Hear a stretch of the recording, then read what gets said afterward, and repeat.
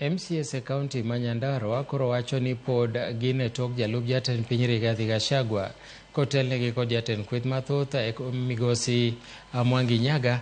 Ne MCAs go nopuoyo Rigathi Gachagua ka gimedo ni osebedo ng'ala mambele e choro weche mag dongruok magi. Bende ne gikwedo jotelo moko mawuok e gwenge ma Mount Kenya maende nowacho ni gine tok jatend migawo mar arita Kithure Kindiki kuom nyaya thuwe kod akwede e kind oganda.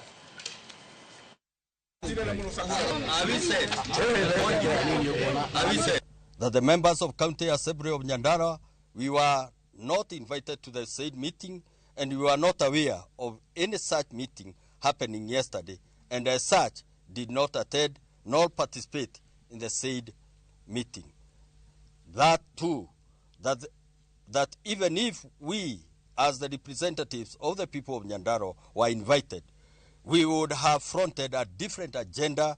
We wish to request the President and the Deputy President to revert to the campaign period where we admired their cohesiveness and shun all the leaders surrounding them who are very much divisive.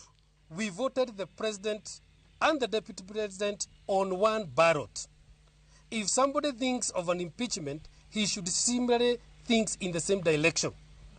Because these two people share in the leadership aspect, the President and the Deputy President.